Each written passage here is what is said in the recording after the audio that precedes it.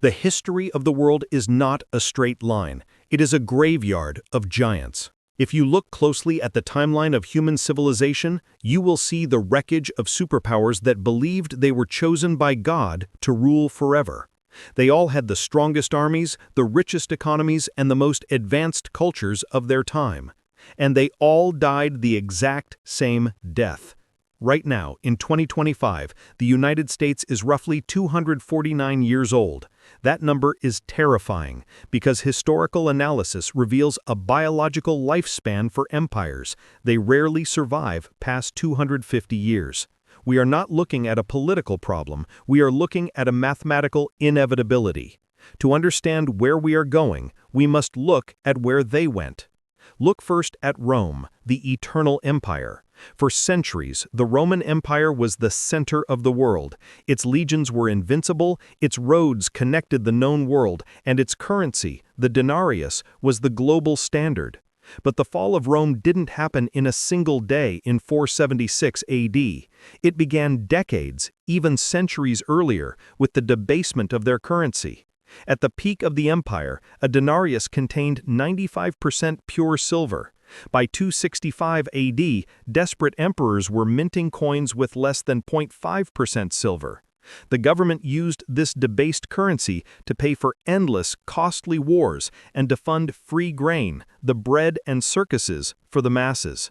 This action was financial poison. Inflation exploded, completely wiping out the Roman middle class who held their savings in the worthless coin. A soldier's salary, once a respectable income, became useless paper money overnight. The farmers, artisans, and merchants, the backbone of the republic, lost their faith in the state's most fundamental promise, that their money was real. The very structure of the economy collapsed, replaced by barter and regional warlords. By the time the barbarians arrived at the gates, the Romans were too busy fighting each other for scraps to defend the walls. The empire was already hollowed out. Fast forward to the British Empire. In 1900, Britain ruled a quarter of the Earth's surface. The sun literally never set on their dominion, and the pound sterling was considered the most secure currency on Earth. But financial overextension proved to be its undoing. Victory in 2 world wars bankrupted them. They drowned in debt, their massive military machine became unaffordable, and the industrial base that had built the empire rotted away. The psychological shift was the key. The empire stopped producing and started consuming, living off the glory of the past. They lost the reserve currency status to the U.S. after Bretton Woods, but the true psychological moment of truth came during the Suez Crisis in 1956. Britain tried to flex its military muscle one last time, but the U.S. threatened to sell off its massive holdings of the pound, and the empire crumbled overnight, forced to retreat. It went from a global superpower to a regional island in less than a generation. The true sign of the end is when the most well-educated people in the capital refuse to believe the economic data. Both Rome and Britain suffered from terminal delusion, a psychological infection that made the inevitable collapse invisible. The lesson? The fall of an empire is always a financial event before it is a military one. What connects these stories? Sir John Glubb, a British historian who studied 3,000 years of empires across history, found the pattern. He discovered that every great power passes through the exact same 5-stage cycle. It creates a predictable trajectory of rise, dominance, decadence, and collapse. The frightening part is not that these empires fell.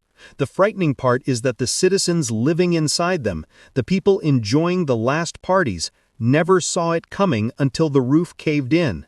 They danced in the ballrooms of the Titanic, convinced the ship was unsinkable. Today, we are dancing to the same music. The pattern is repeating, stage by stage, and the cycle's math says we are running out of time. Let's see where America stands right now. So, what is the mechanism of death? How does a superpower rot from the inside out? Glubb Pasha defined the cycle in specific ages, and you will recognize them instantly. First comes the age of pioneers. This is the outburst of energy. Think of the early American settlers or the Roman legions. They are tough, disciplined, and unified by a desperate struggle to survive. They have nothing to lose and everything to gain.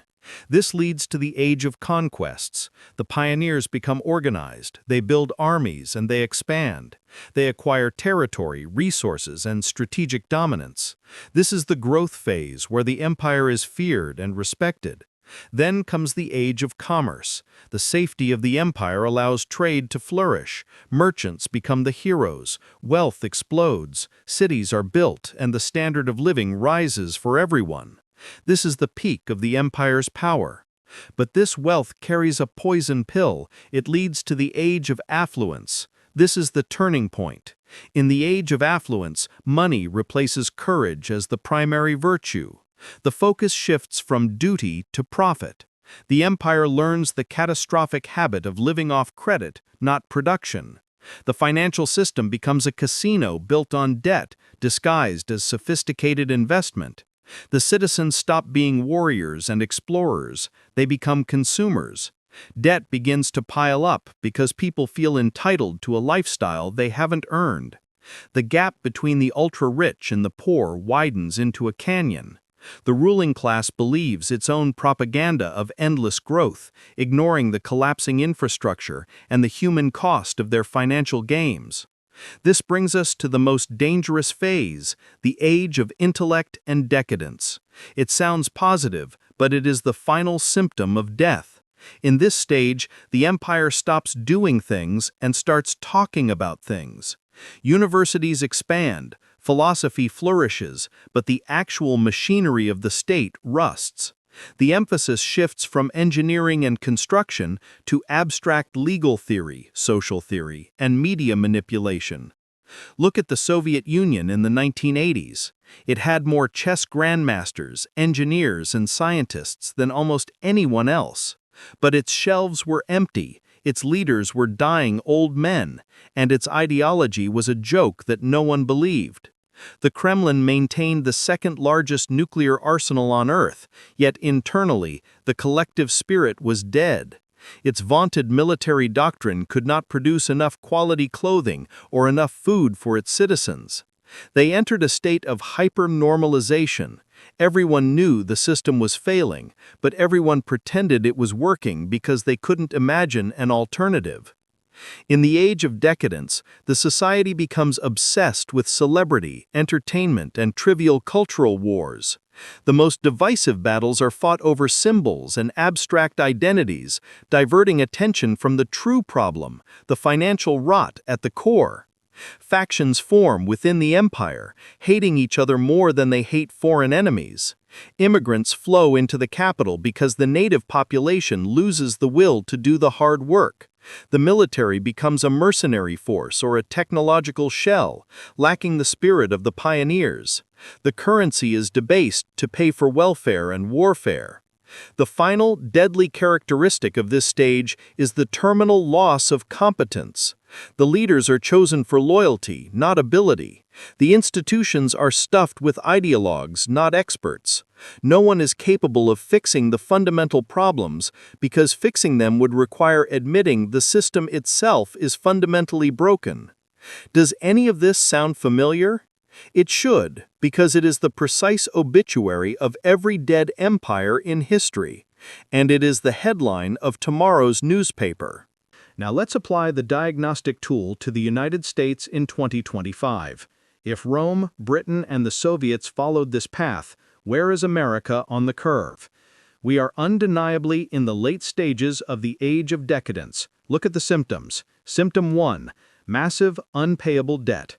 Just like Rome clipped its coins, we have printed trillions. Our national debt is $36 trillion, growing by $1 trillion every few months. This debt is not just a number on a spreadsheet, it is a spiritual surrender. It is a $108,000 burden on every single citizen, from a newborn baby to the oldest retiree. We are addicted to consumption and subsidized by the world's trust, a trust that is quickly evaporating. Historically, when a superpower's debt-to-GDP ratio exceeds 130%, financial stability becomes mathematically impossible. We are already far past that point, and the ruling class continues to pretend that endless borrowing has no consequences. The petrodollar system, the financial bedrock that supported this debt for 50 years, is crumbling, and the world's central banks are quietly dumping U.S. Treasury bonds. They see the inevitable, and they are preparing for the default we are unwilling to admit. This isn't a recession we're facing, it's a sovereign debt crisis disguised as an inflation problem. We are borrowing from our grandchildren to pay for today's comfort, exactly like the empires before us in their final years. Symptom 2. Internal division. The United States is no longer united. We are two different nations trapped within the same borders, hating each other with a religious intensity. Political discourse has vanished. It is just tribal warfare. This is the hallmark of the decadent stage. Civil conflict replaces external conquest. The institutions that once held us together, the media, the universities, and the courts, are now weaponized tools for one faction to destroy the other. We are in a state of soft civil war, where the only thing preventing bloodshed is the lingering habit of peace. But habits can be broken. The late Roman Republic was destroyed not by foreign armies, but by the armies of Marius and Sulla, both Romans, turning their legions on the capital. When citizens prioritize their tribal identity over the survival of the state, the collapse is imminent. Symptom 3. Loss of deterrence. Our military is the most expensive in history, yet our rivals, China, Russia, Iran, are no longer afraid. They see a giant that is tired, overextended, and paralyzed by internal bickering. Just like the barbarians watching the Roman legions fade, they are testing the fences. The fatal flaw is industrial decay. We cannot fight a major war because we no longer manufacture the essentials. Our supply chain is outsourced to our rivals, particularly China, which controls 90% of the world's rare earth minerals, essential for our advanced weapon systems. Our military might is a technological shell game, a facade of power that can be taken down by simply cutting off the supply of basic components. Symptom 4. The bread and circuses. Rome gave its citizens free grain and gladiator games to keep them distracted from the collapse. We have welfare checks and endless digital entertainment. We are scrolling through social media while the infrastructure crumbles and the currency dies. The decadent society seeks distraction, not solutions. The biological clock of the American empire is ticking toward midnight. We are at year 249 of the 250-year average cycle. Can we stop it? History says the odds are close to zero. Once the cycle reaches the age of decadence, no empire has ever reversed course and returned to the age of pioneers. The rot is structural, psychological, and spiritual. The leaders who could fix the system are excluded, and the leaders who are included are incompetent. This feedback loop of failure guarantees the next stage. But while the empire may fall, you do not have to fall with it. The collapse of a superpower is a disaster for the unprepared, but an opportunity for the aware. Think about what Stage 6, the final phase of chaos, will actually look like for you. It won't be a single explosion, it will be a gradual breakdown. First, the supply chains will fail. When the dollar loses global credibility, shipping companies will demand payment in gold or stable currency, not dollars. Stores will empty out in weeks, not months. Next, the banks will fail. A sovereign debt crisis leads to bank runs. Your money is not stored in a vault, it's a ledger entry, and the government will use inflation or bail-ins to seize its value. Finally, the social contract will vanish. The police and military will be divided and stretched thin, unable to secure every street. Local survival will depend entirely on community strength and self-sufficiency. When the Roman Empire fell, those who relied on the state starved. But those who owned productive land, who held real assets, and who built strong local communities survived. They were the ones who stepped into the vacuum and built the new local economies. The pattern is clear. The cycle is completing itself right in front of your eyes. The stage is set for the transition from decadence to chaos. Don't be like the citizens of Pompeii, watching the mountain smoke and doing nothing. If you want to survive the end of the cycle, you need to understand the rules of the new world that is coming. Rule number 1: wealth is not currency. Wealth is what retains value when currency dies. That means physical gold, silver, land, skills, and tangible goods. Rule number 2, your community is your ultimate insurance policy. Isolation is a death sentence in chaos. Rule number 3, you must cultivate deep local resources, whether it's food production, water purification, or energy generation. Relying on distant supply chains is a recipe for disaster. History is not just a story, it is a map. And right now the map says we are approaching the cliff. Subscribe and turn on notifications, because in the next video, I will show you exactly what happens in the years after the collapse. The empire is dying. Make sure your future doesn't die with it.